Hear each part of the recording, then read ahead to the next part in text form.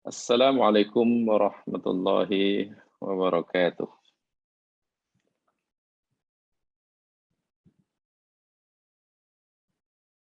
Innal hamdalillah nahmaduhu wa nasta'inuhu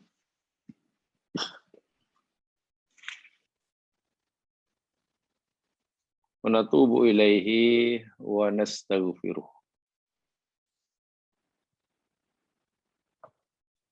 Wa na'udzu billahi min syururi anfusina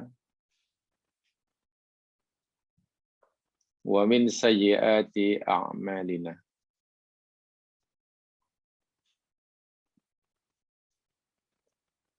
May yahdihillahu fala mudilla lahu wa may yudlil fala hadiya lahu. Asyhadu an la ilaha illallah wahdahu la syarika lah wa asyhadu anna Muhammadan abduhu wa rasuluh. Allahumma salli ala Muhammad wa ala ali Muhammad. Kama sallaita ala Ibrahim wa ala ali Ibrahim. Wa barik ala Muhammad wa ala ali Muhammad. Kama barakta ala Ibrahim wa ala ali Ibrahim. Innaka Hamidum Majid.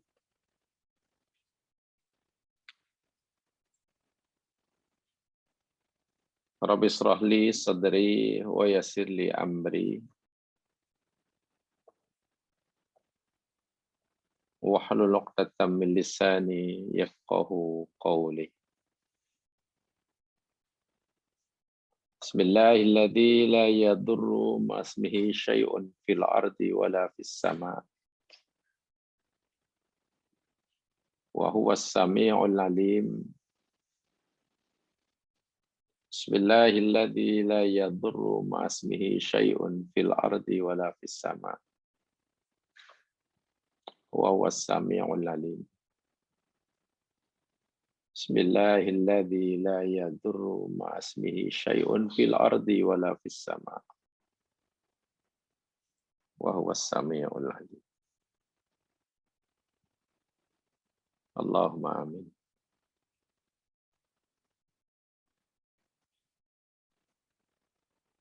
Para pendengar muslimin muslimat,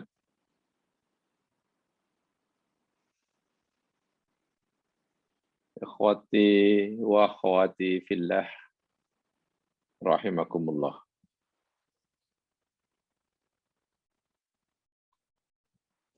Pagi hari ini insyaallah kita akan teruskan seri kajian kita tentang mahabbatullah wa rasulih. Cinta Allah kepada hambanya, cinta Rasul kepada umatnya,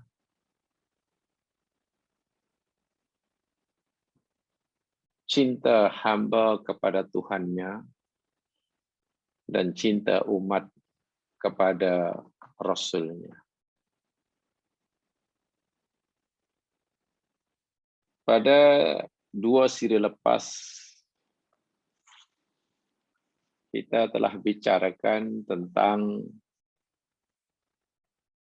rahmat Allah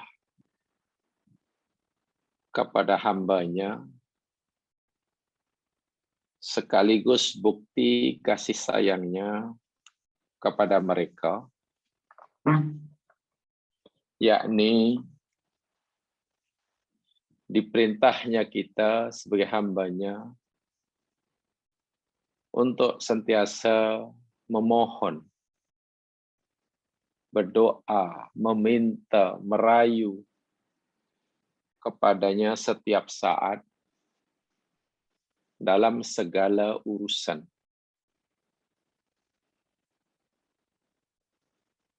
Bagi memenuhi segala keperluan kita. sama ada keperluan duniawi sebagai syarat, sebagai wasilah, lebih-lebih lagi bagi memenuhi hajat ukhrawi kita sebagai tujuan.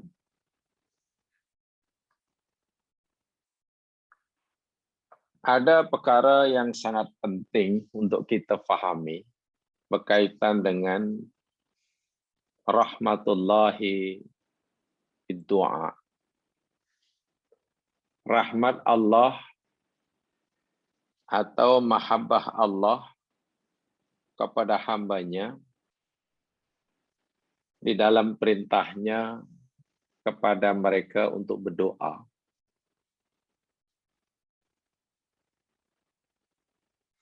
Yakni sebagai hamba, hendaklah kita sentiasa yakin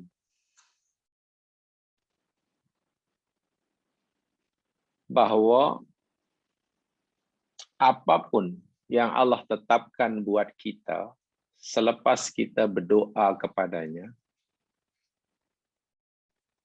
sama ada ianya dikabulkan olehnya ataupun tidak dikabulkan sesuai dengan permintaan, atau bahkan apa yang dia berikan kepada kita tidak sesuai dengan kemauan kita. Lebih-lebih lagi jika yang kita minta sesuatu yang kita sukai, semuanya itu adalah tanda kasih sayang Allah pada kita. Nah, nak meyakinkan inilah yang tidak mudah. Kenapa saya katakan tidak mudah? Ialah kalaulah apa yang kita minta kepada Allah, lalu Allah kabulkan sesuai dengan permintaan kita, senang kita hendak merasakan bahwa Allah sedang merahmati kita, sedang mengasihi kita.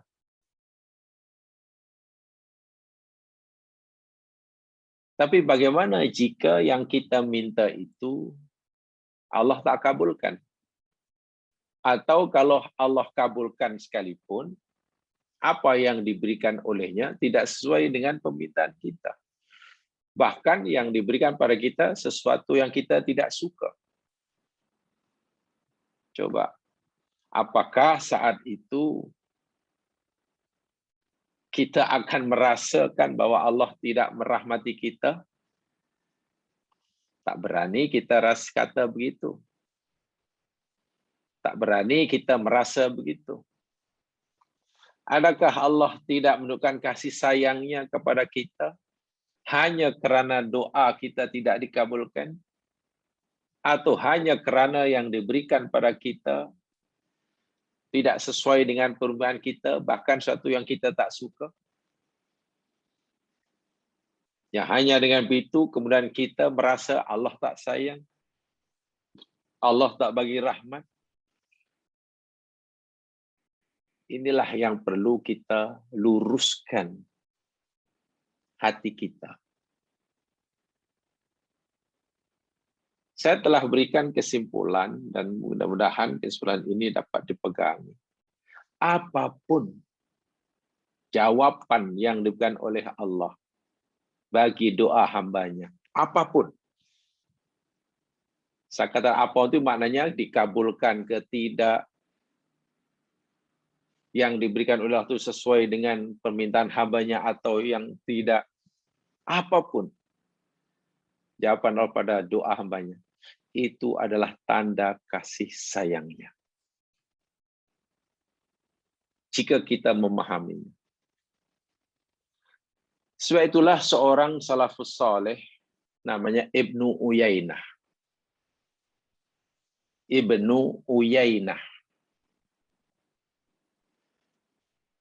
Susah kita untuk mencapai tingkat seperti itu. Kata Ibnu Uyainah apa?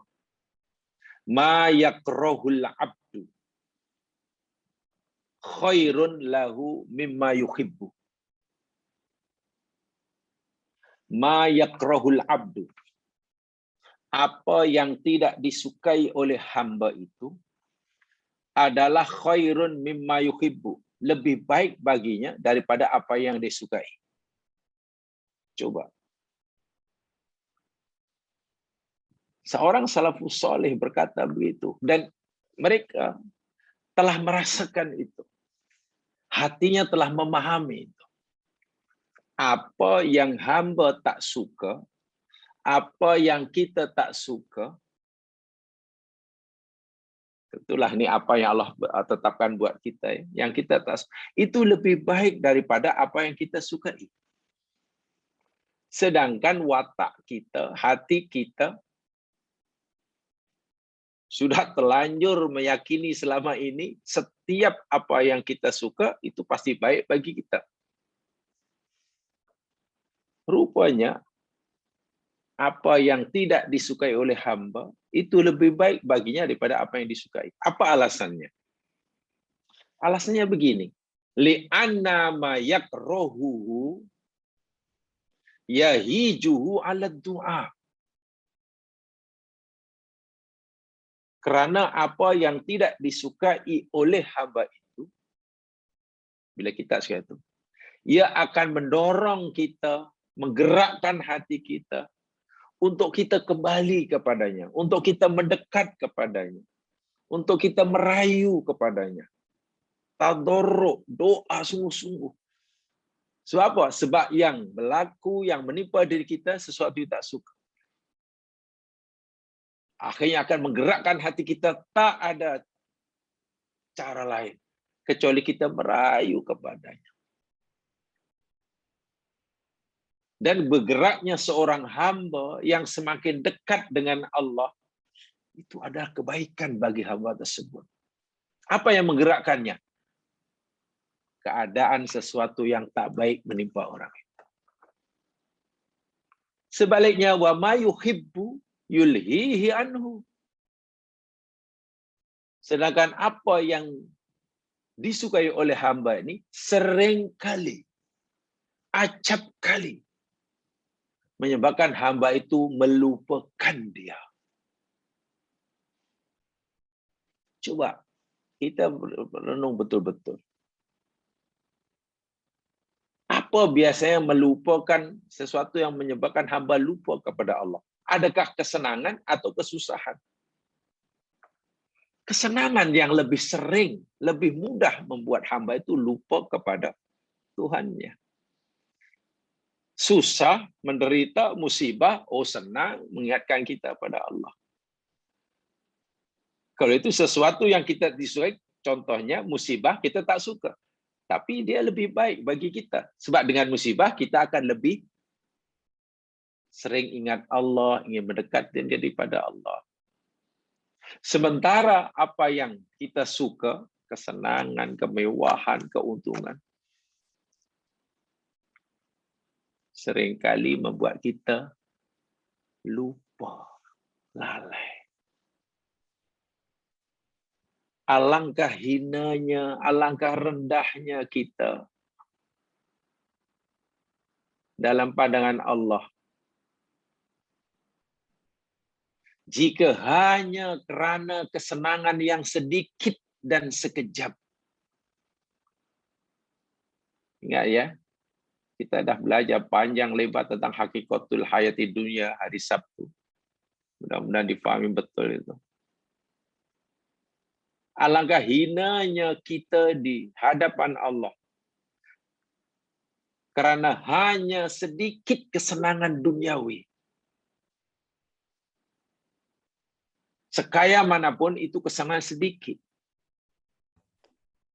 Apa pula si drive remote ni?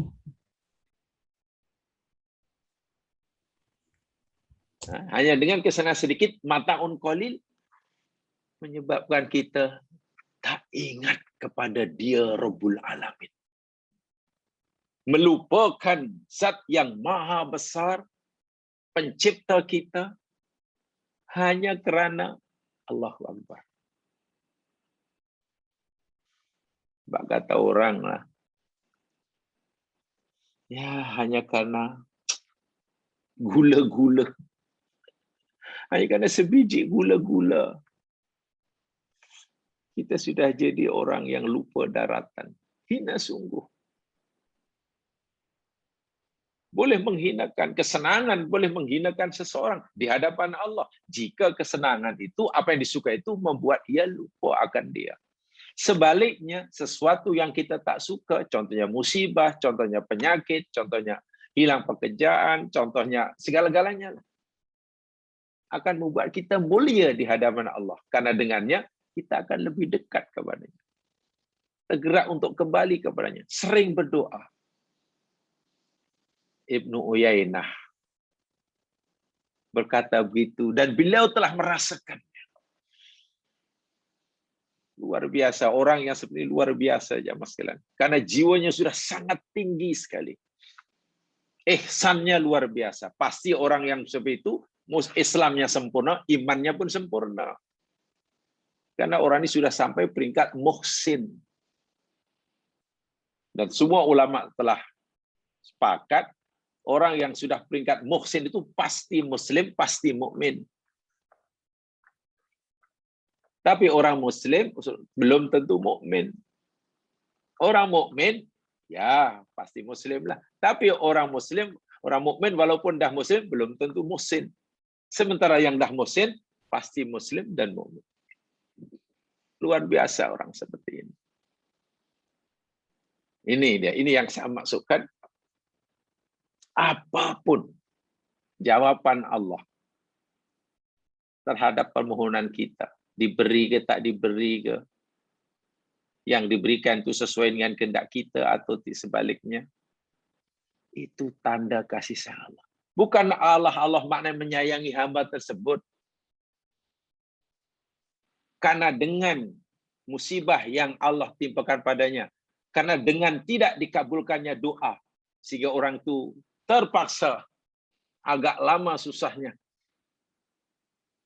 Yang dengan sebab itu dia makin dekat pada Allah, makin kuat merayu, makin Masya Allah, makin sering ingat kepadanya.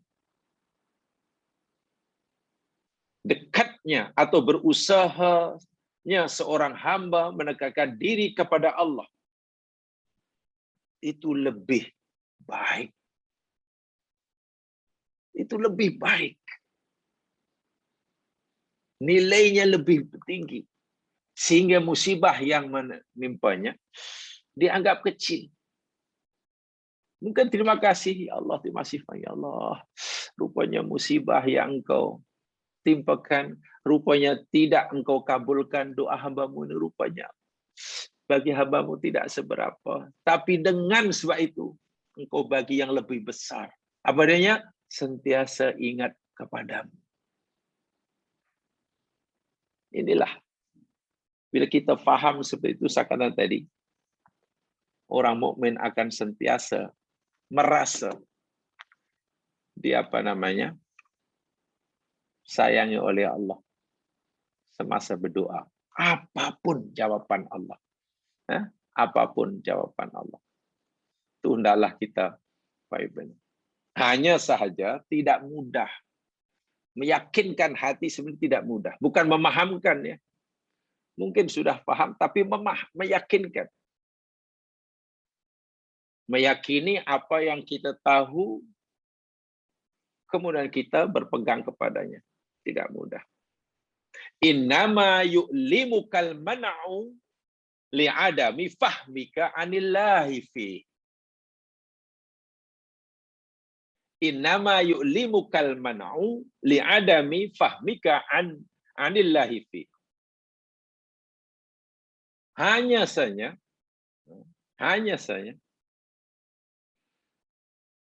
penolakan Allah terhadap doamu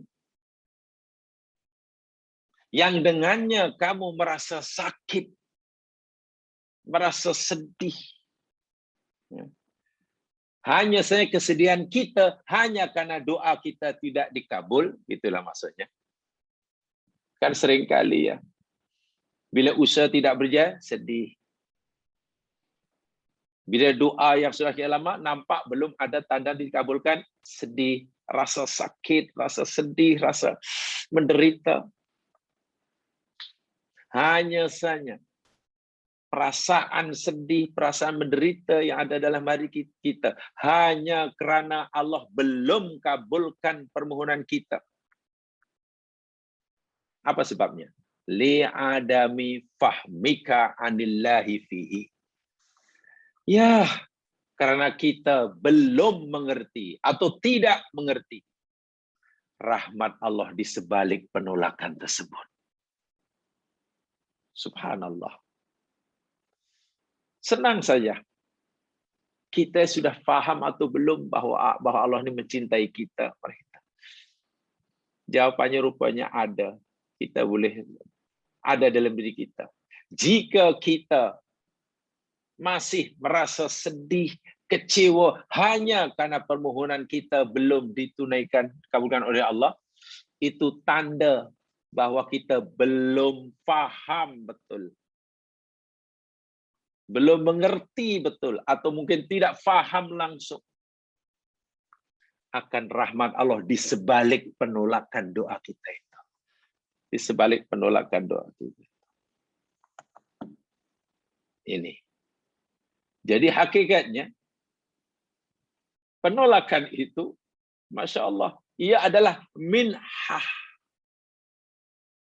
Penolakan doa itu bagi orang yang sudah seperti itu tingkatan hatinya, itu minhah. Ya, minhah itu anugerah lah, bonus lah bahasa mudahnya. Minhah itu bonus. Bukannya mihnah. Dibalik saja. Mim, nun, ha, ta. Mim, nun, ha, ta. Itu anugerah, itu bonus. Itu bonus. Bukannya mihnah. Mim, ha, nun, ta. Kalau mem, ha, nun, ta, itu penderitaan, itu musibah. Musibah. Jadi tidak dikabulkannya doa pun, Allah ya Allah, masih ini bonus daripadamu ya Allah. Bonus rasanya. Selama ini hamba memang susah ya Allah hendak mendekatkan diri ini kepadamu karena kesenangan yang berpanjangan. Karena kesehatan karena sehat yang berpanjangan. Karena untung yang berterusan, sehingga hambamu susah nak dekatkan. Nah sekarang kau lorongkan jalan ya Allah untuk hambamu dekat kepadamu. Yakni dengan susah. So kesusahan ada dianggap sebagai minhah, bonus. Bukannya mihnah. Bukannya mihnah. Itu ya mas kalian. Tidaklah kita semua kita masih dalam proses belajar untuk ke sana, dan ini nafsi-nafsi sifatnya untuk berusaha mencapai tahap seperti hati kita. Hati kita. Ya, saya sebenarnya pelajaran kita kaitannya dengan hati, bukan kaitan boleh tak boleh, hukum hakam, halal haram, bukan. Ya. Ini cirinya bukan halal haram, boleh tak boleh, bukan hukum fikih lah, maksud saya begitu. Ini hati. Dan hati. Makom.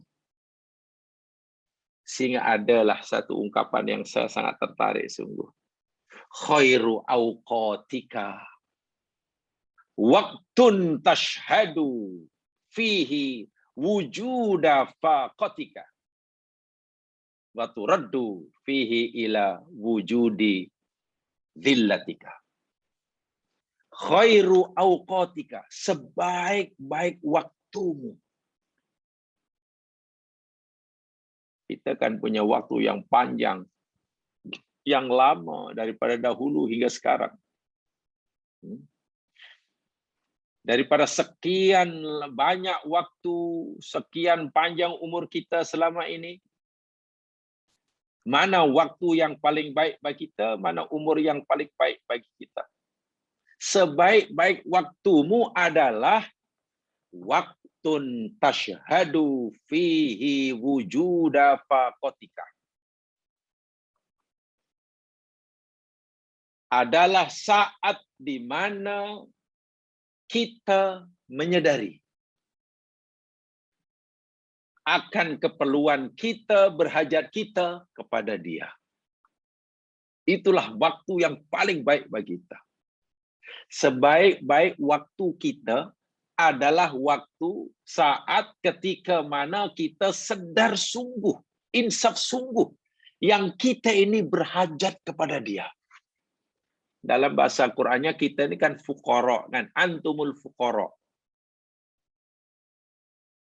Allah tu ghani. Kita ini fuqara, kata Allah.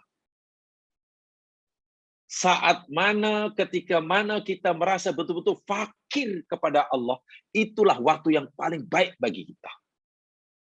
Yang paling baik pada kita. Karena apa? Ketika kita betul-betul merasa fakir kepada Allah, kita akan kembali kepadanya. Kita akan mengakui kerendahan diri kita.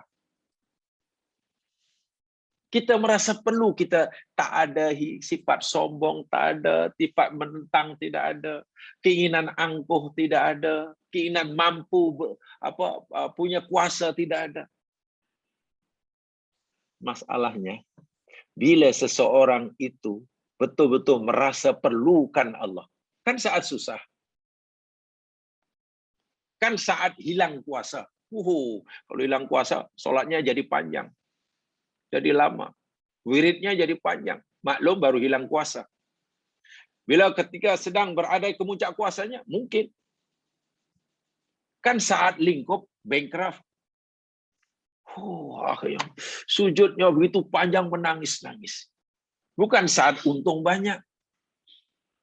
Bukan saat ketika ia diistihar menjadi orang terkaya nomor 1. Ini kalau kita bicara tentang ihsan.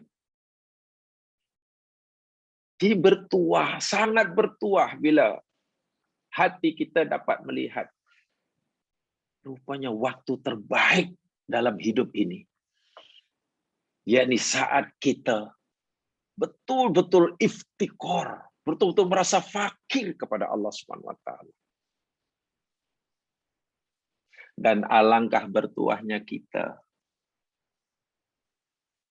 kalau kita sentiasa merasa fakir kepada Allah dalam semua keadaan, masa senang maupun susah, masa sehat maupun sakit. Hanya saja tidak mudah orang merasa fakir kepada Allah ketika senang, lenang, kita sehat, itu tidak mudah. Walaupun dia sebenarnya wajib terus-menerus merasa fakir kepada Allah. Karena antumul fuqara. Antumul fuqara. Itu Allah yang kata, kamu ini fakir.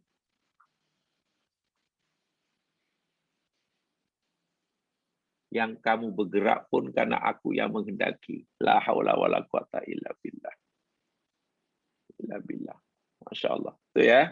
Itu doa, rahasia doa. Jadi doa jangan hanya dipahami sebagai mohon pada Allah selesai, bukan. Doa sebenarnya punya pengajaran yang sangat-sangat mendalam. Memang kita patut pasti belajar doa. Mungkin ada belajar doa itu macam mana yang betul, cara ajaran macam mana. Doa itu apa yang dibaca dahulu, diakhiri dengan apa, waktunya bila. Waktunya bila. Lepas itu apa syarat-syaratnya, perlu bersuci ke, menghadap kiblat ke, umpamanya. Kan? Kena angkat tangan ke, tidak angkat tangan, itu bab fikah lah, itu tanya kepada yang mengajar fikah lah.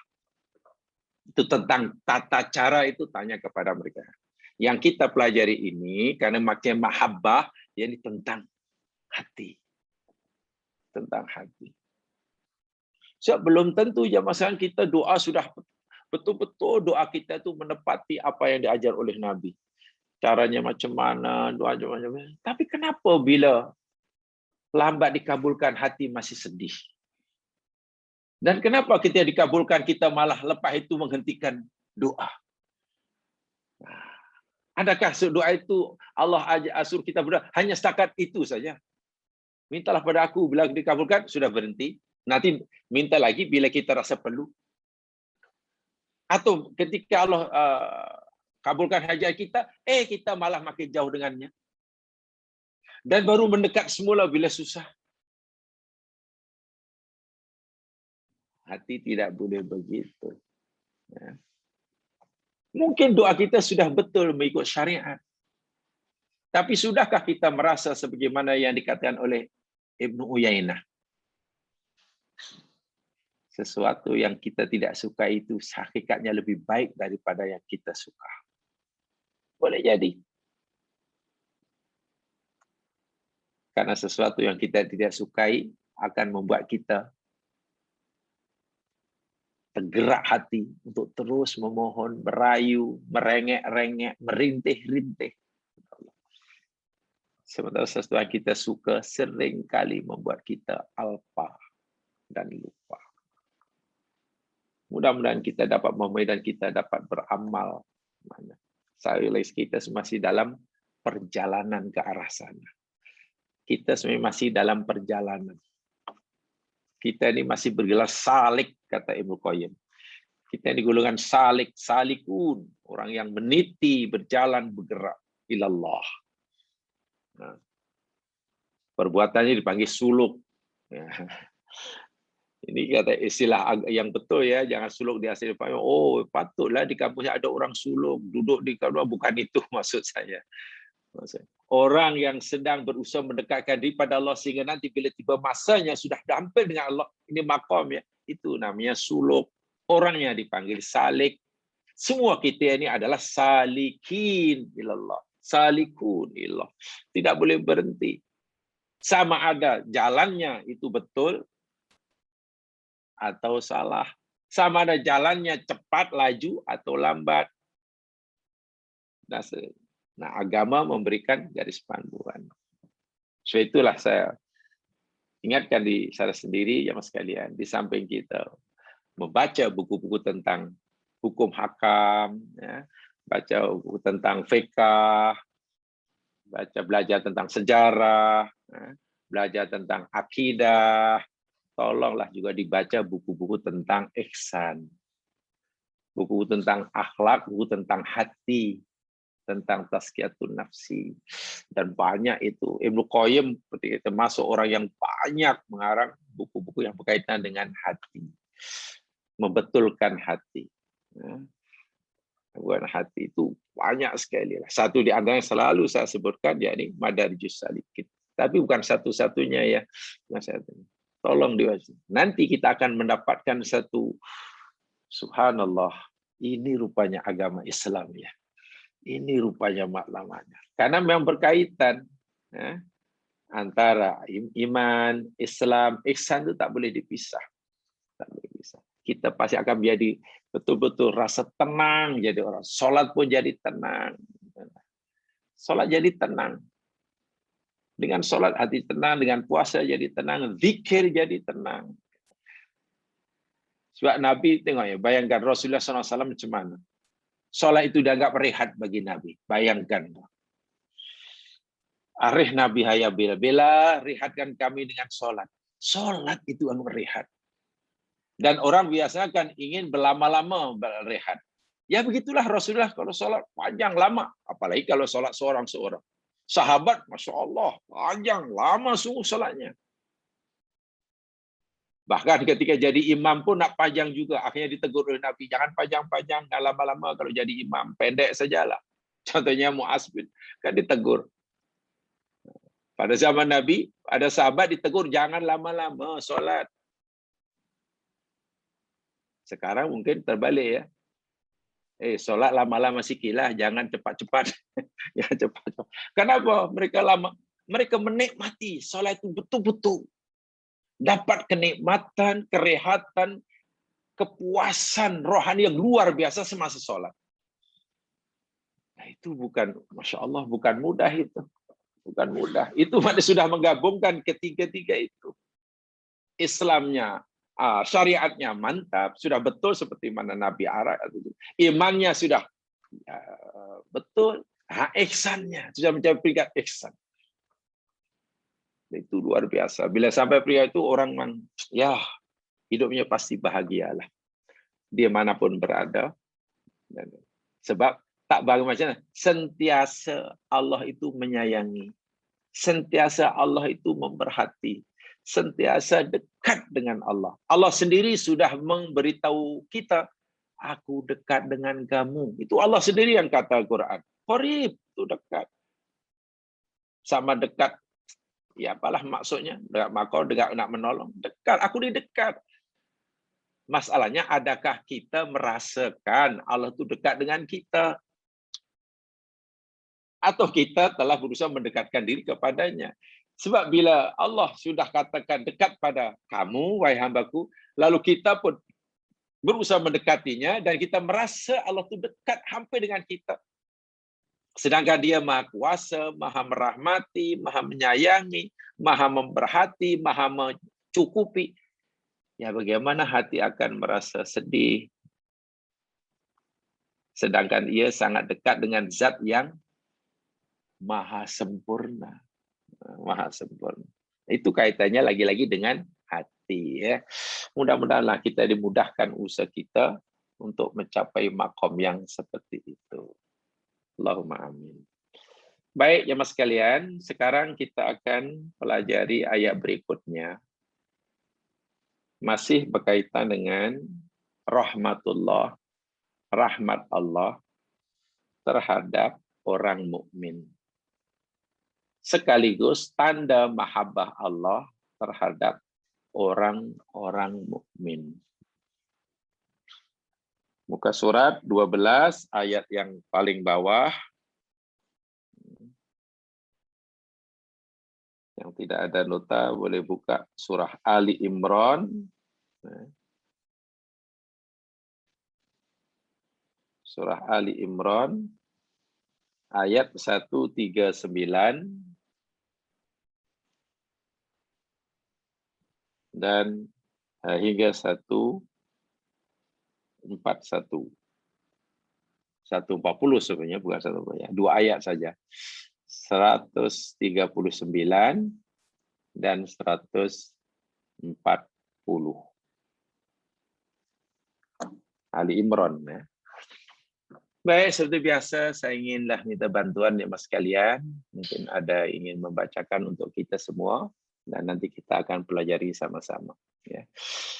Ya, kita akan pelajari sama-sama, tolong bacakan dahulu. Bukan saya yang mengajar ya, saya gunakan istilah kita pelajari sama-sama. Sebab kita semua masih dalam proses belajar. Oke, tolong silakan, mungkin ada yang bacakan 2 ayat ini sahaja. Ali Imran 139 140. Silakan.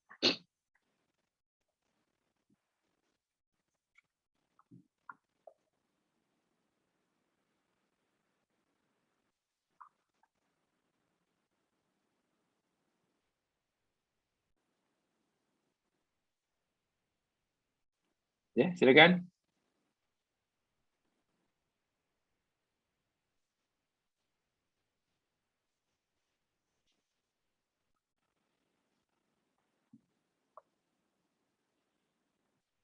Karena tidak ada, nampaknya oke. Cik Imran, Cik Imran juga yang mewakili. Karena yang lain tak ada, Cik Imran. Baik, Ustaz. Sila. Kena awak jugalah. Baik, Kena Ustaz. antum macam tu juga. Silakan. A'udzubillahi minasyaitonirrajim. ولا تهنوا ولا تحزنوا وأنتم الأعلون إن كنتم مؤمنين إن يمسسكم قرح فقد مس القوم قرح مثله وتلك الأيام نداولها بين الناس وليعلم الله الذين آمنوا ويتخذ منكم شهداء والله لا يحب الظالمين. Masya Allah, tabarakallah. Jamaah sekalian, ayat ini benar-benar, ya saya karena tajuk kita mahabbatullah, jadi kita akan jelaskan dari aspek mahabbatullahnya. Ya. Ayat ini benar-benar lagi satu bukti kasih sayang Allah, rahmat Allah kepada orang beriman. Apa dianya? Saya ambil satu contoh. Bila ada orang, katalah bila kita sedang susah, ditimpa musibah, ditimpa musibah. Macam sekarang lah, ditimpa musibah di ini. Guna ada kawan datang. Adalah 2-3 orang lah datang. Yang datang pula ada yang hanya tengok aja, tengok. Apa sekarang? Oh, musibah. Oh, iyalah. Oh, awak sakit ya? Ya sakit. Ya, tak apalah, sabar aja lah. Sakit lah, biasalah sakit. Saya pun kena sakit juga, macam awak juga dulu. Apa boleh buat? Sabar je lah. Kata itu balik. Agak-agak hati kita macam mana? Kalau ada datang hanya cakap macam tu. Awak sakit. Apalah sakit, sabar je lah. Biasalah sakit, saya pun sakit, pernah sakit juga. Balik. Yang B pula datang pula. Awak sakit ya? Rasalah. Ingat. Jadi itu maknanya peringatan pada Allah. Masa awak sihat, bukan main, sekarang sakit. Apalah, rasalah, kata B. Betul balik. C pula datang sambil dekat dengan kita, lagi memberi semangat kepada kita. Memberi semangat pada kita. Inilah ialah kena sabarlah. Saya ikut sedih kerana saya pun saya boleh melakukan apa sajalah yang awak perlu. Apa yang saya boleh bantu pada awak ya. Apa agak-agak yang saya boleh bantu buat awak. Saya kalau boleh inginlah saya tak mau awak macam ini. Dia sentiasa mendampingi kita, dia sentiasa mengambilkan minuman buat kita, sambil terus memberikan semangat, memberi hiburan. Coba daripada 3 orang tu mana yang memberikan kasih sayang pada kita? Pasti C kan? Bagi kita C tu Allah, C dia betul-betul lah sayang pada saya. Yang B tadi memanglah melawat, tapi kenapa cakap macam tu? Sakit biasalah, saya pun sakit juga, pernah sakit macam juga, sabar je lah balik. Itu yang A. Yang tengok B, kita lagi sakit hati. Datang. Awak sakit? Padan lah. Boleh sebut ingat-ingat kalau masa sihat tu, sihat bukan main. Sekarang sakit, rasalah. Masya Allah. Yang C itu kita rasa, Allah Akbar, sayangnya lah sini pada saya. Wah, sini bukan siapa-siapa bagi saya. Dia sanggup menemani saya, sanggup membantu saya, bahkan sanggup terus memberikan semangat. Sehingga saya tidak merasa keseorangan. Saya merasa ada pendamping. Itu baru yang mendampingi kita manusia. Kita susah, lalu ada orang yang sedia berkongsi kesusahan atau ikut menanggung. Kalau bolehlah, kata begitu. Itu pun kita rasa bertuah punya kawan seperti itu. Nah, dalam ayat ini, Allah nak memberitahu kita, ketika orang mukmin ditimpa kesusahan, dan kesusahan itu bukan kesusahan yang kecil ya mas sekalian. Yang menimpa orang mukmin memang boleh menimbulkan kesedihan yang luar biasa. Kalah perang, bayangkan. Kalah berperang, kalahnya pula dengan orang kafir. Bukan setakat itu saja. Ramai daripada kawan-kawannya yang tewas. Tewas. 75 tewas. Ini dalam perang Uhud nih. 75. 5 orang daripada sahabat Muhajirin, 70 orang daripada sahabat Ansar tewas. Termasuk panglima perang yang terkenal, Hamzah bin Abdul Muttalib. Sedih, Nabi sedih, orang mukmin sedih. Dan kesedihan itu bertambah selepas telah dikenal pasti punca kekalahan. Tengok, punca kekalahan. Dan mereka kenal pasti ini punca kekalahan. Jadi adalah sebagian tentera yang tidak disiplin, tidak patuh pada arahan pimpinan, terpesona, tergiur dengan harta benda. Lagi sedih. Kenapa kamu? Macam-macam kesedihan luar biasa.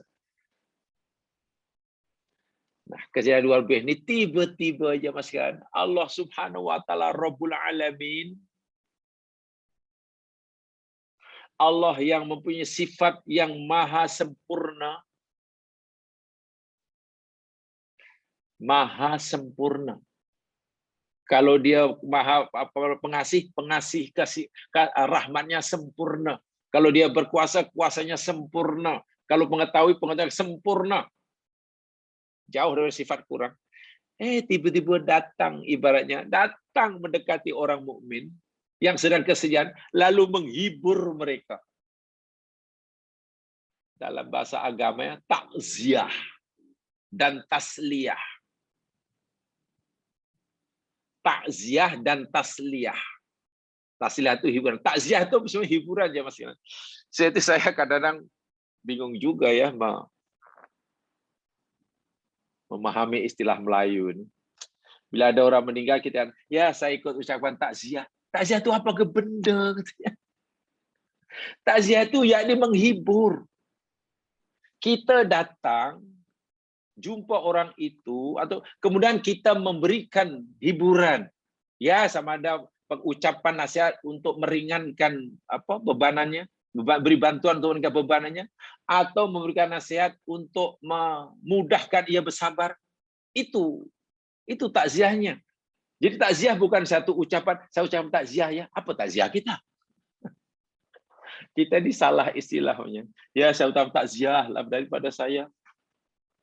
Takziahnya itu apa bentuk takziahnya? Takziah itu yakni hiburan itulah. Sama ada kita antar bantuan untuk meringankan bebanannya, menemaninya semasa ia sedih, ya, menguruskan segala keperluannya yang diperlukan semasa ia diterima musibah, memberikanlah galakan apalah nasihat, khidmat nasihat untuk membantu dia supaya mampu bersabar.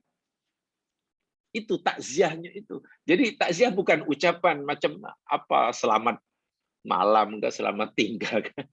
Tapi dalam bahasa Arab dah takziah dianggap sebagai satu ucapan sultaniah. Takziah ya, terus tak betul itu. Itu tak betul.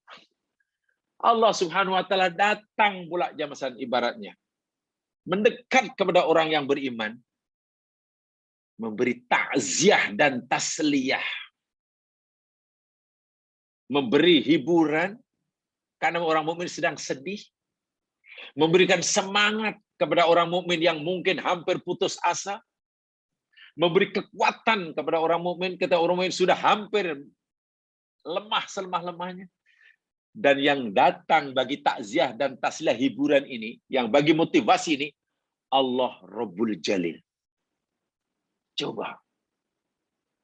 Tak hebat macam mana. Sedangkan tadi saya contoh tadi, kita sakit lalu kawan datang menghibur, menemani, menyediakan segala keperluan. Itu pun kita terima kasihnya luar biasa.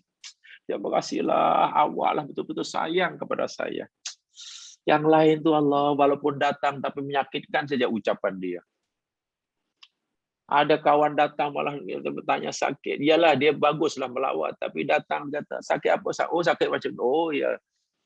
Saya tahu sakit awak tu, makcik saya sakit macam awak, tapi seminggu kemudian meninggal. Allahu Akbar.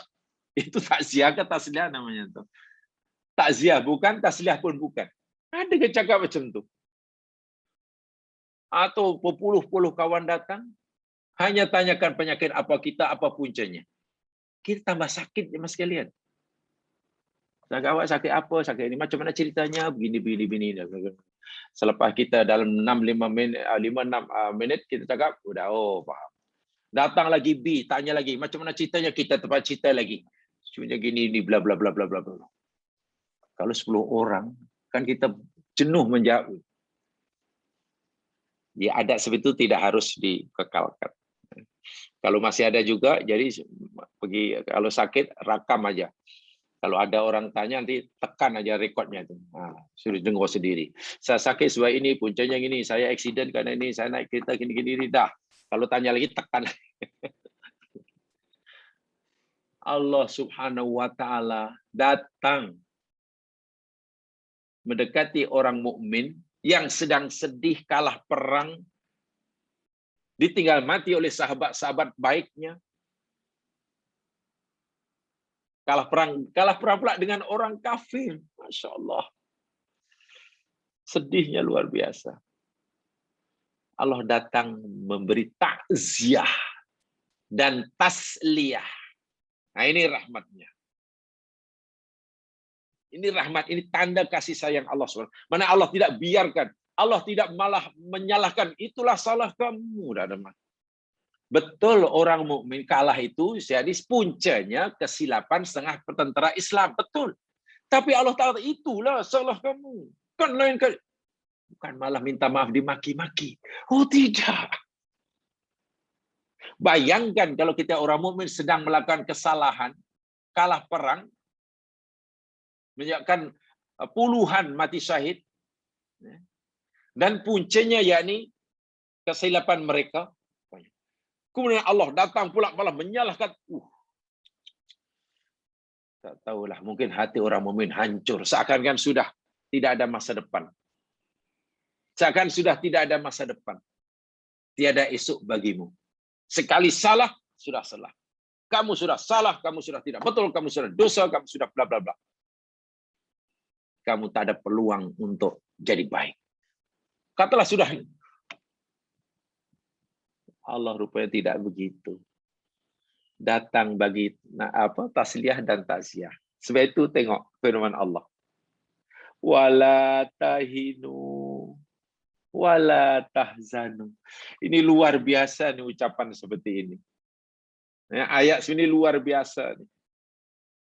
Apalagi yang mengucapkan Allah Subhanahu wa taala. Wala tahinu. Jangan kamu merasa lemah. Jangan lemah.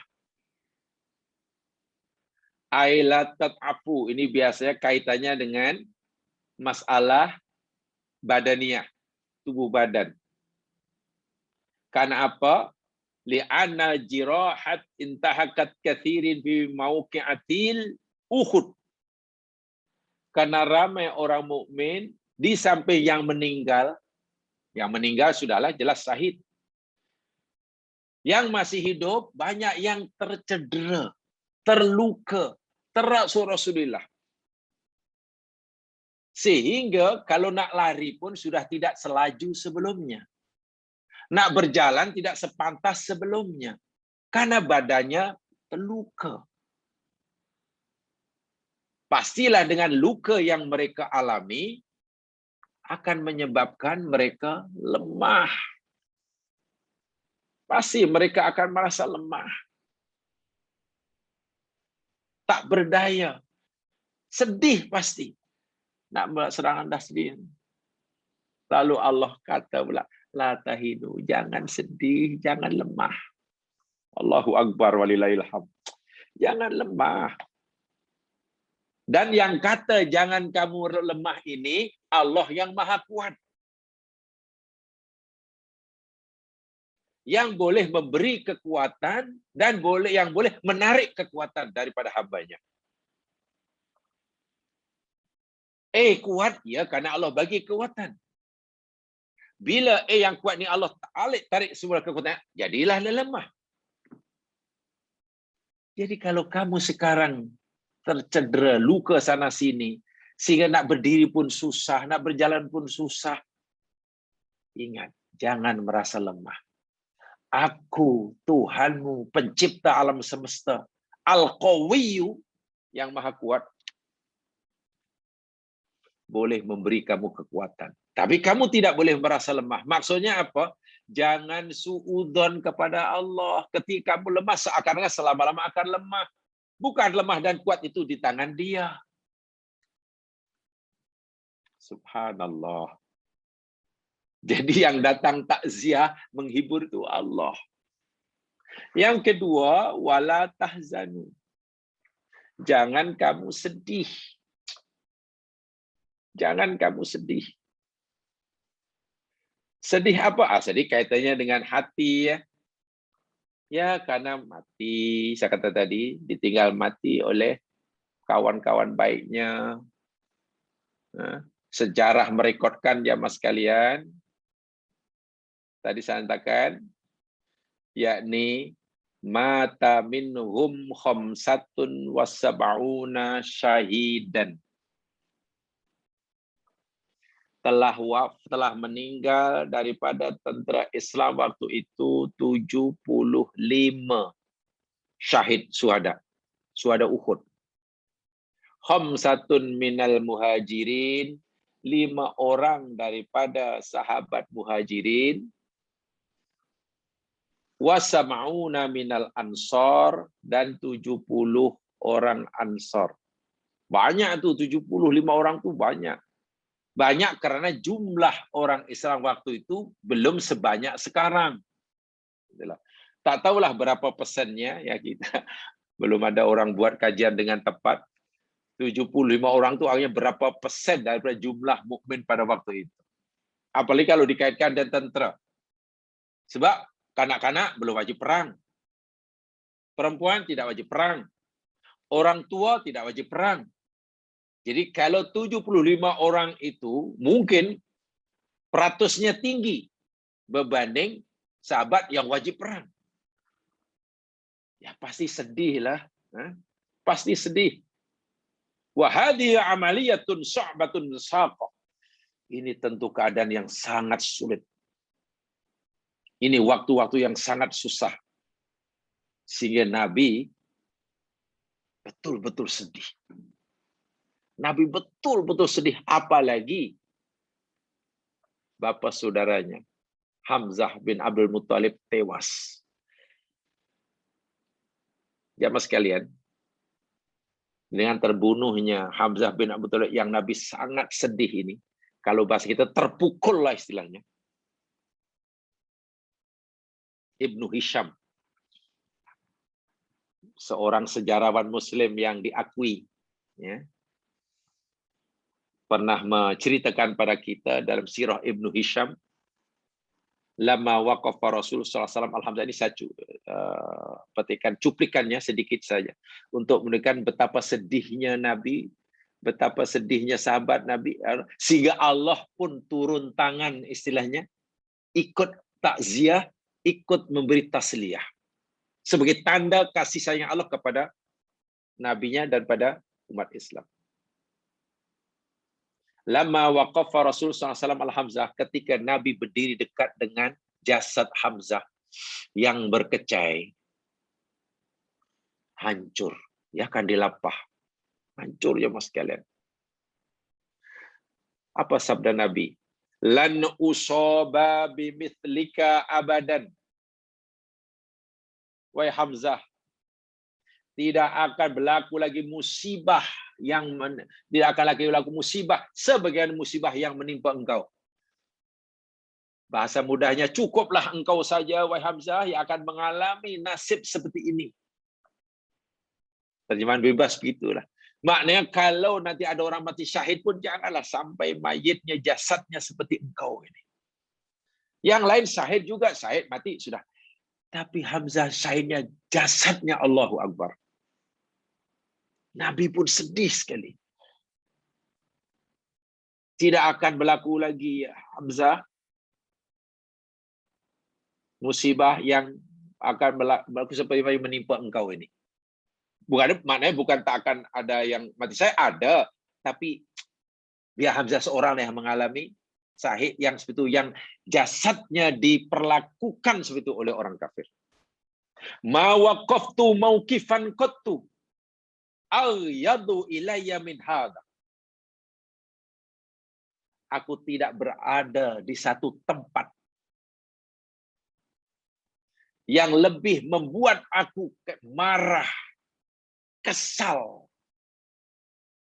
melebihi dari tempat ini.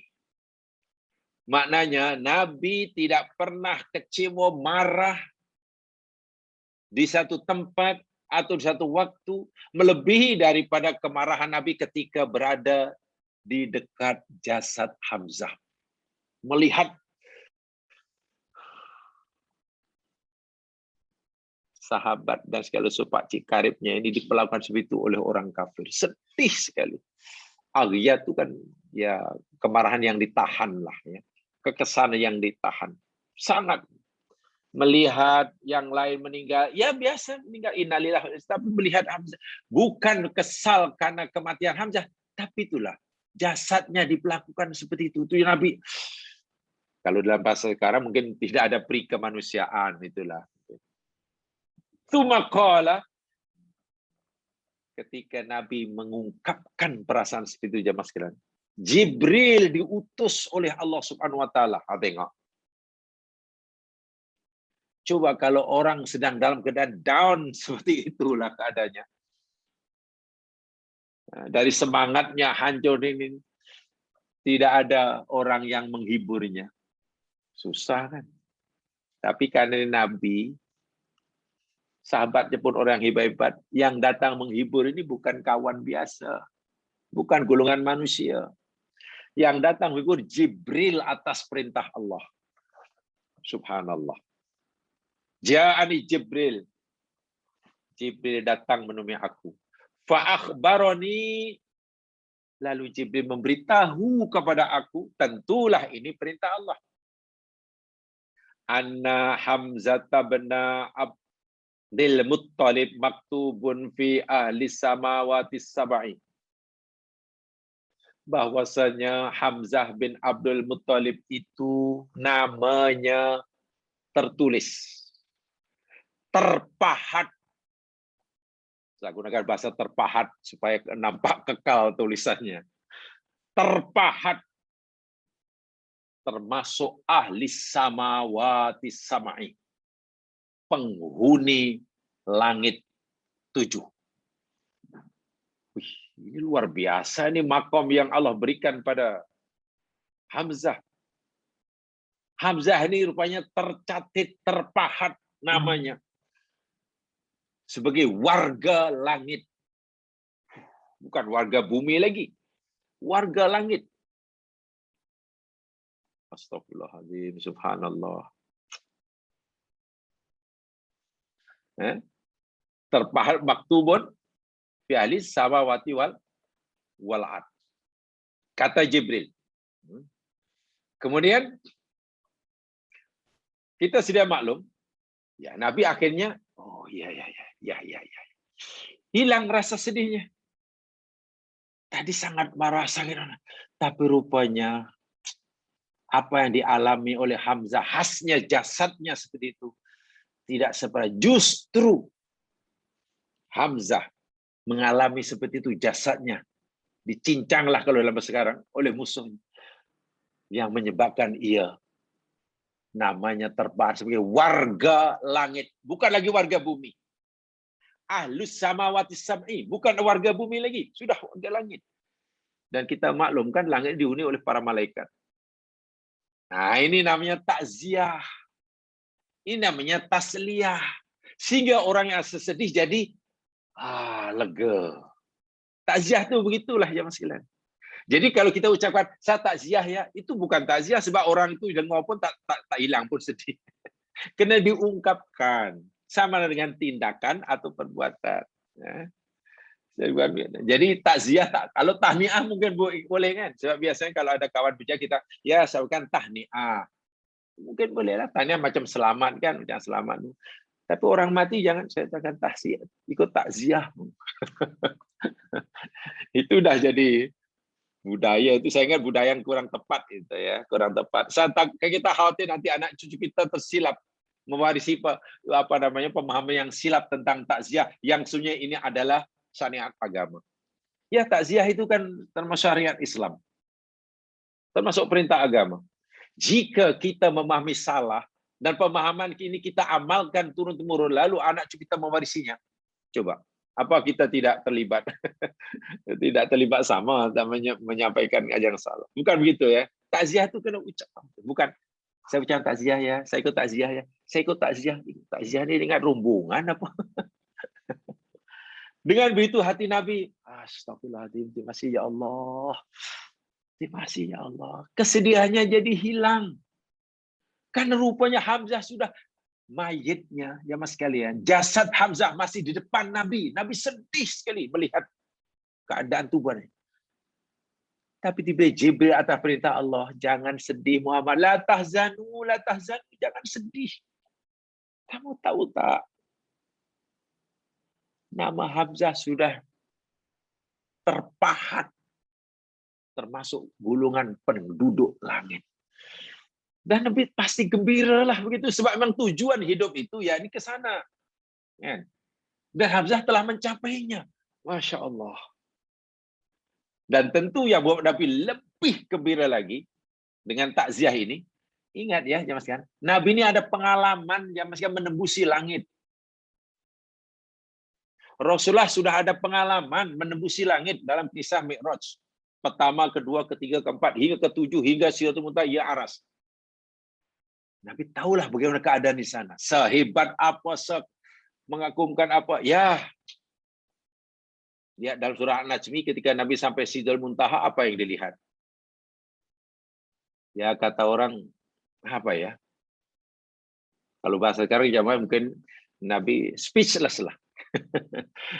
Bila orang sudah sampai sana, speechless, tak boleh cerita. Tak boleh dah. Nabi ada pengalaman. Oh, rupanya Pak Cikgu sudah ada di sana. Lalu apa yang disedihkan?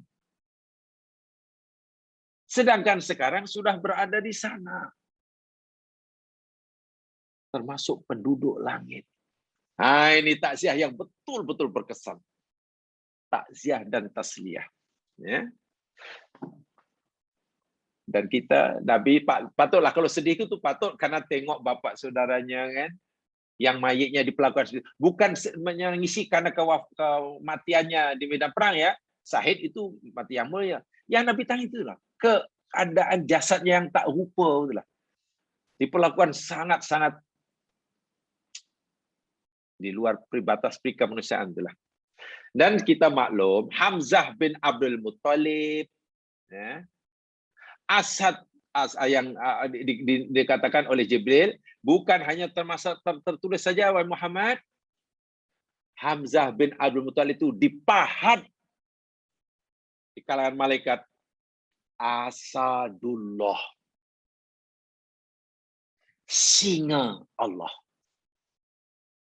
Bayangkan, Asadu Rasulihi, singa Rasulullah. Jadi yang bagi gelaran kepada Hamzah bin Abdul Asadullah itu bukan Nabi Muhammad, bukan sahabat. Yang bagi gelaran Allah sendiri melalui Jibril beritahu kepada Muhammad sebagai dalam ucapan takziah tadi. Inilah makna takziah. Kan Nabi ditinggal mati oleh sahabatnya. Jibril diutus Allah untuk memberikan takziah. Sehingga Nabi, Masya Allah, rupanya bukan hanya berada di kalangan malaikat, bahkan dapat gelaran pula. Dan gelaran itu Allah yang berikan. Singa Allah. Maknanya jiwa kepahlawanannya, darah panglimanya, perjuangannya selama ini diiktiraf oleh Allah dan dipahat di sana.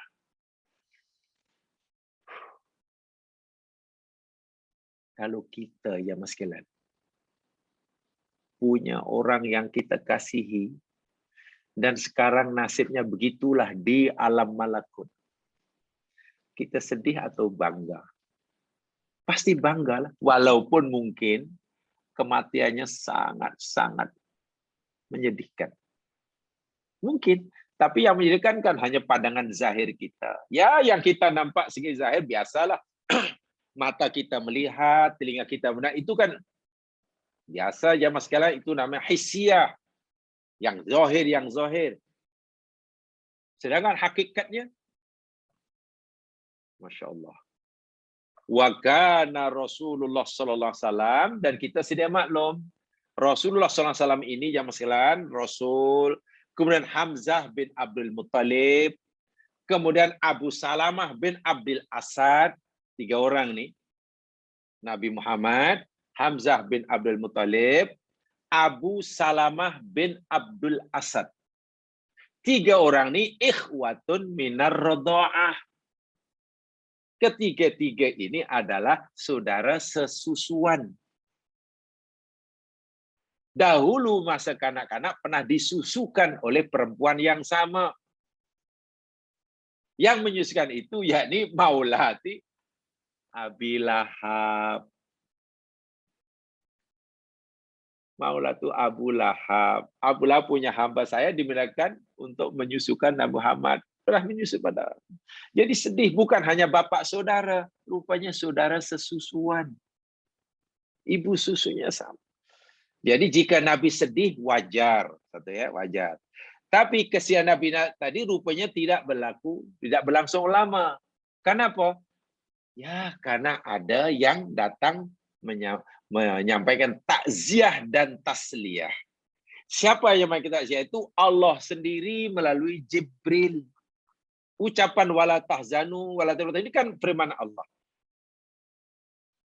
Bukankah itu tanda sayang Allah kepada Nabi Muhammad? Bukankah itu tanda mahabbah Allah, cinta Allah pada orang yang beriman? Dan Nabi tidak hanya bukan Nabi saja yang tahu ini, zaman Nabi beritahu pada seluruh sahabatnya. Hamzah itu begini sini. Ya, sahabat akhirnya Masya Allah. Iri bahkan. Tiba-tiba yang timbul dalam hati sahabat, daripada marah, daripada geram, jadi iri pula kepada Hamzah. Iri rasanya. Saya inginlah macam Hamzah. Saya ingin rasanya. Akhirnya bebanan penderitaan, bebanan kesedihan yang dialami selama ini, melihat realiti yang nampak depan mata, kematian, kekalahan, bla bla bla bla bla, hilang. Ini nikmat yang besar ya Mas sekalian. Ya. Tadi saya katakan, kalau ada kawan datang, menghibur kita, sanggup mendampingi kita, meringankan beban itu pun kita kata, sayang betul awak, terima kasih karena awak sayang saya. Walaupun kawan itu mungkin ya duduk sehari aja dengan kita. Kawan itu mungkin bantulah, mungkin mengurus urusan kita, satu urusan, itu pun kita, terima kasih, kamu baik sungguh dengan saya. Sekarang bagaimana jika Allah yang datang menemui hambanya, menghiburnya, la tahinu wala tahzanu. Ya, itu mahabbah Allah. Rasulullah SAW bahkan pernah bersabda, begitu kecewanya, begitu marahnya ya, terhadap apa yang dilakukan oleh orang kafir terhadap mayit jasad Hamzah, karena tadilah sudah tidak berupa tadi, memanglah dicincanglah ibaratnya ya. Apa Nabi kata?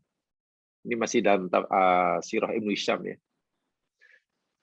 Nabi bersabda, laula antahzana Sofiyah, kalaulah Sofiyah binti Abdul Muttalib. Sofiyah ini jamaah sekalian, yakni saudara kepada Hamzah. Anak Abdul Muttalib juga.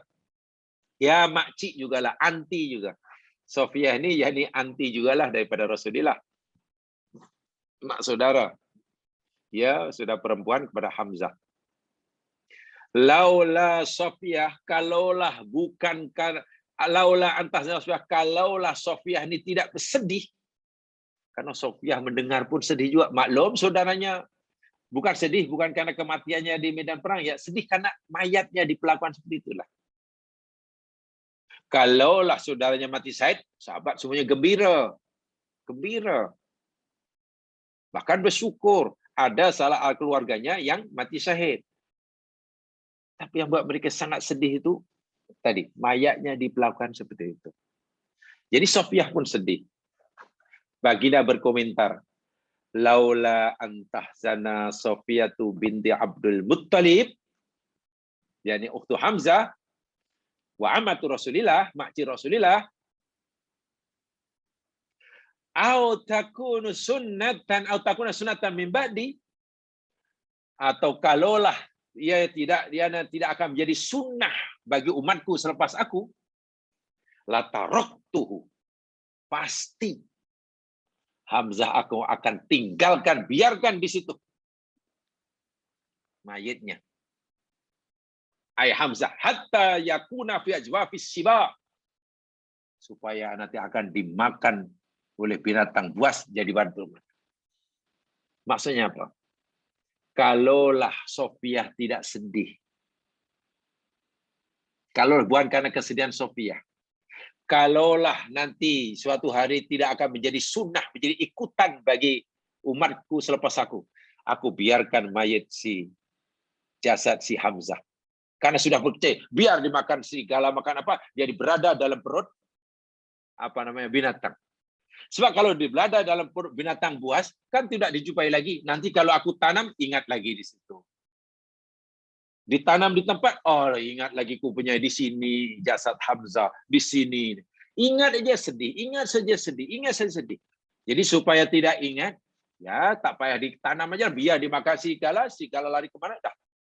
Sampai begitu Nabi kata. Tapi Nabi kata lau lah. Mana jika maknanya nak tunjuk betapa sedihnya. Untuk menghilangkan rasa sedih kecewanya kepada perbuatan orang kafir, biar Nabi Hamzah ini terus ditelan aja lah binatang buas. Jadi tak ada kesannya. Tapi karena aku memikirkan Sofiah saudaranya, makcikku pun sedih juga. Dan aku takut jika aku membiarkan jasad orang mukmin dimakan serigala sedang aku boleh menanamnya, nanti akan menjadi sunnah, jadi ikutan umatku selepas aku. Ya, aku tidak lakukanlah.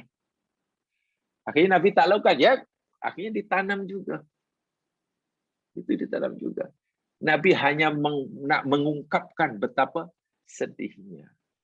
Gitu ya Mas kan. Jadi sedih tadi, rasa sedih kecil itu dari segi zahir memang begitu. Lagi sekali jangan salah paham, sedih Nabi bukan karena kematiannya, tapi itulah perlakuan dengan orang kafir melihat jasa tak sampai hatilah gitulah. Habibullah sangat disayangi. Sahabat yang lain pun sedih juga. Sedih karena ya Allah, mana saudara-saudara kita sudah ramai yang meninggal. Banyak meninggal. Jumlah kita bukan banyak mana. Kalah perang pula. Nah, puncanya sudah dikenal pasti pula. Nah, ditambah pula mereka terluka walaupun tidak meninggal, terluka. Ada terluka. Nabi pun terluka. Tentulah rasa lemah, kekuatan merasa berkurang, kesedihan tambah. Tiba-tiba subhanallah, lagi-lagi subhanallah, Allah Subhanahu wa taala datang. Jibril diutus untuk mengucapkan takziah, menyampaikan takziah, melakukan takziah dan tasliyah. Tasliyah itu hiburan. Kurang rasa sedih. Inilah tanda kasih sayang Allah. Jadi kita pergi ke rumah orang yang sedang meninggal atau yang sedang dimusibah, kita mendekati dia, menghibur dia, membantu dia, meringankan. Itulah takziah. Dan itu perintah Allah. Itu sunnah Rasulullah. Yang kedua, takziah bukan hanya jamaah sekalian kepada orang yang meninggal, yang ditinggal mati oleh saudaranya, bukan. Takziah dan tasliyah ini juga dianjurkan kepada orang yang ditimpa musibah. Contohnya sekarang. Sekarang banyak terbuka peluang seluas-luasnya sebenarnya bagi kita untuk melakukan sunnah Nabi ini. Takziah dan tasliyah. Kan banyak saudara kita yang terjejas teruk akibat corona. Ya, bahasa yang mudah kita salahkan corona ajalah. Kita yang paling selamat katakan kita salahkan corona ajalah. Sebab nak salahkan yang mengurus corona nanti malah ada orang marah pula. Itu salah corona. Ya kita tak apalah. Corona itu pun bukannya tahu sangat kita salahkan dia. Kalau kita salahkan yang mengurus corona kan nanti malah jadi masalah. Kan banyak terjejas. Yang senang jadi susah, yang asalnya senang jadi susah. Yang asalnya susah lagi tambah susah. hilang pekerjaan, hilang pendapatan, ya. Sehingga tak mampu nak menyara kehidupan, nak mau sewa rumah, nak mampu inilah. Bahkan kalau kita tengok dalam YouTube tu, alah, memang sangat medih. Bagaimana anak muda tersentuh sangatlah.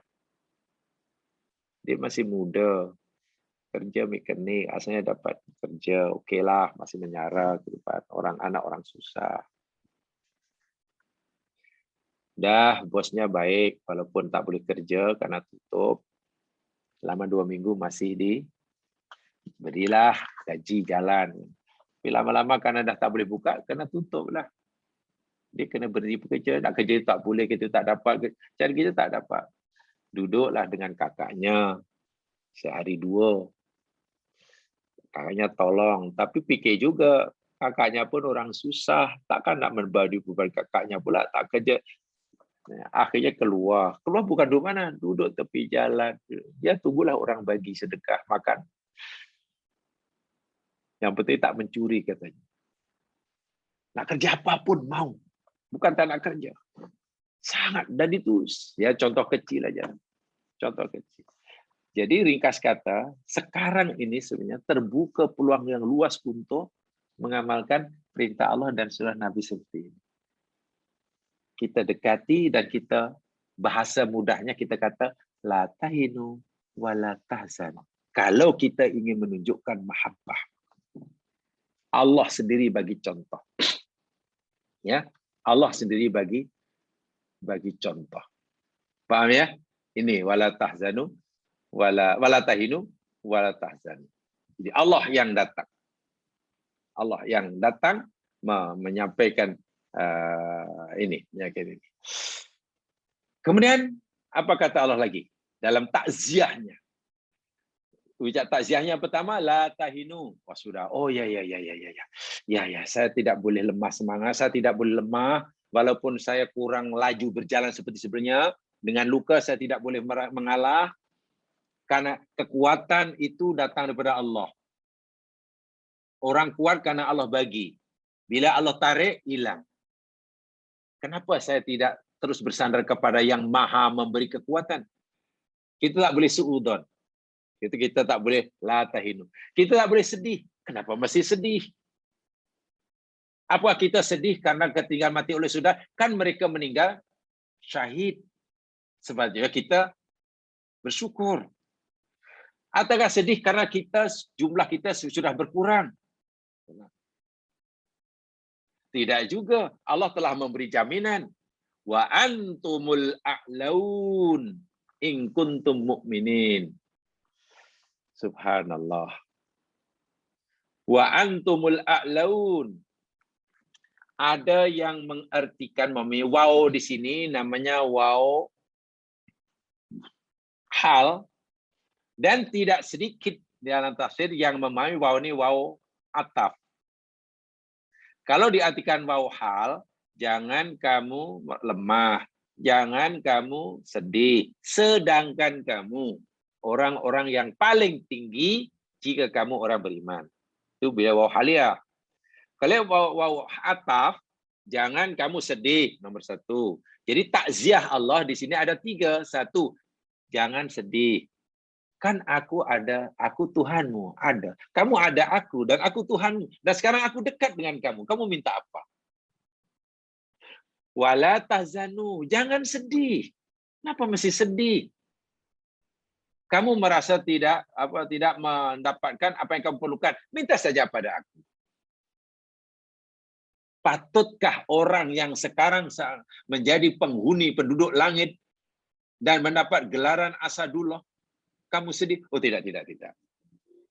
Wa antum a'laun, dan kamu adalah orang-orang yang tinggi. Tengok, itu nomor 3. Jadi tasliyahnya di sini yang penting. Kalau wawnya waw ataf dianggap sebagai jenis tasliyah juga. Dan kamu adalah orang-orang yang tinggi. Banyak mufassir mengatakan wawnya ini waw ataf. Ya. Jadi bisyarah. Ini merupakan bisyarah juga, kabar gembira juga buat orang mukmin. Kamu ini orang yang tinggi, a'laun, paling tinggi. Syaratnya in kuntum mu'minin. Jika kamu menjadi orang yang beriman. Bila kamu tetap dalam iman kamu, kamu akan tetap a'la, yang paling tinggi. Dan tidak ada sesiapa yang boleh mengatasi kamu. Ini kabar gembira tasliyah yang luar biasa. Boleh jadi sekarang kamu kalah. Boleh jadi sekarang kamu sedang kalah. Iya. Tapi kamu akan tetap paling atas jika kamu tetap beriman. Nah, beriman inilah yang nanti kita akan coba uraikan.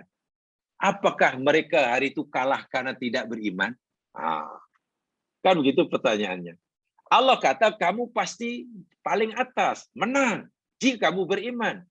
Tapi realitinya dalam perang Badar mereka kalah. Adakah ini bermakna mereka saat itu tidak beriman? Sebab syarat kemenangan, syarat paling tinggi Allah letakkan mesti beriman.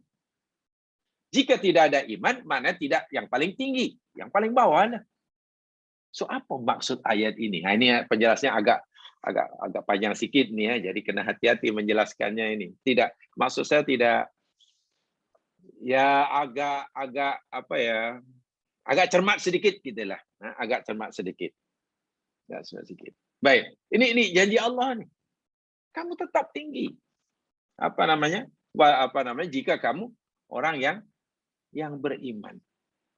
Waktu itu jamaah sekalian, ada peristiwa yang agak aneh juga lah. Orang kafir betul-betul memang joli katak lah. Mana tujuan mereka waktu itu memang tercapai lah. Berjaya mengalahkan, membunuh orang Islam dalam jumlah yang tidak sedikit itu. Ya. Yang tidak sedikit itu. Waktu itu jamaah sekalian, tiba-tiba ja'a misrakun dari kahinaman ada Abu Sufyan. Abu Sufyan yang waktu masih kafir. Kita maklumi Abu Sufyan sebenarnya bukan orang lain ya daripada bagi Nabi. Baik dia ya Pak bertua kan.